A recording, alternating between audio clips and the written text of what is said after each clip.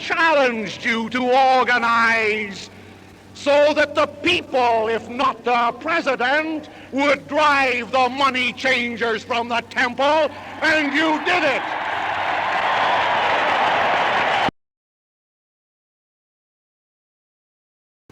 We are opposed to the printing press, and we are opposed to the fountain pens of the Federal Reserve bankers. Is that right? Who then is the inflationist? Roosevelt or the National Union?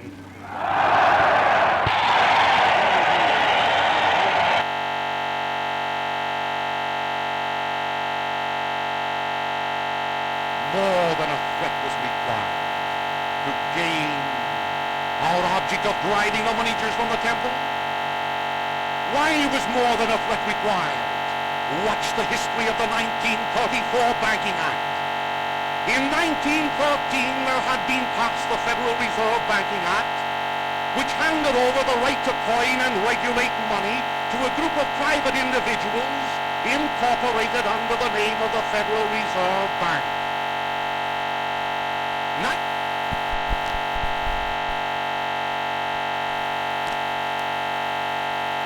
It was still in our midst. Shelterless children and shelterless men and women still knocked at our door for a pittance.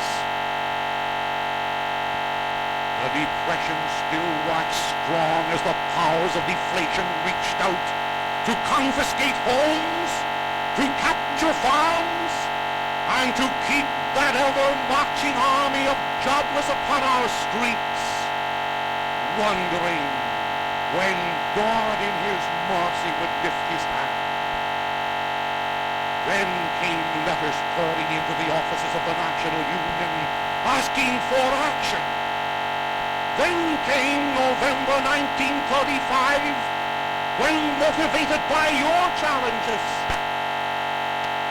years the American Federation of Labor has been going from factory to factory and door to door to build up its organization to help labor, and today they have less than 3 million active members.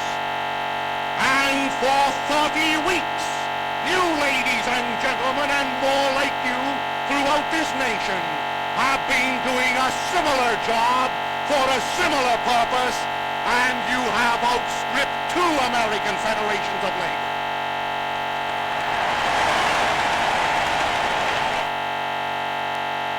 There was need for some action. You appreciate the fact, my dear friends, that among other things in the National Union for Social Justice, we are Christian insofar as we believe in Christ's principle of love your neighbor as yourself, and with that principle, I challenge every Jew in this nation to tell me that he does not believe in it.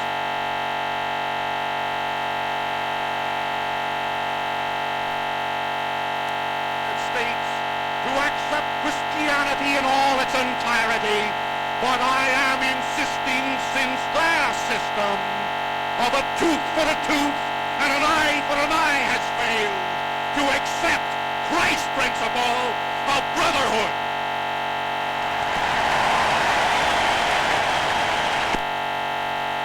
Besides Christianity, we also lift aloft the flag of the United States and swear our fealty not only to the red, white, and blue and those symbols within it, but to the Constitution which it represents in its entirety.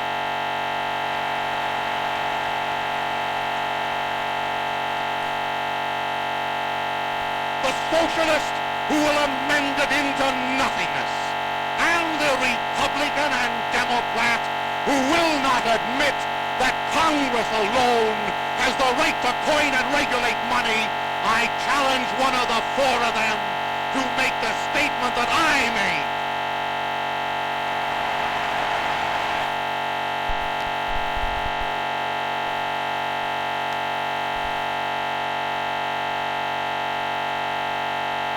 found on his accession to the presidential chair that the Federal Reserve banks and their affiliates were, in the vernacular, broke. They had to run to the newly created Reconstruction Finance Corporation to borrow $2 billion in order to keep the wolf from the door. And by the wolf, in their vocabulary, they meant the depositor.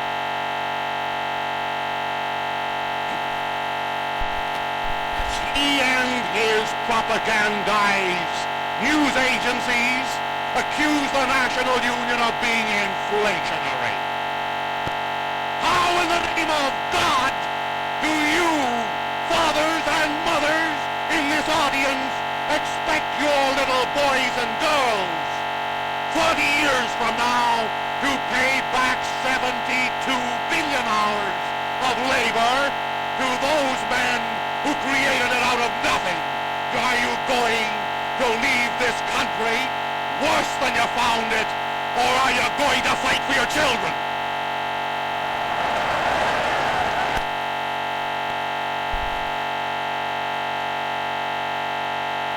From California to Maine, the people in the United States are still God-fearing, are still God-trusting, and are still willing to accept the theories of our Father who art in heaven. If I may speak in plainer language, of denying the right to private ownership. There is no need of communizing all the factories and the fields and the forests and the mines under a new kind of God made of flesh and blood and clay and hatred.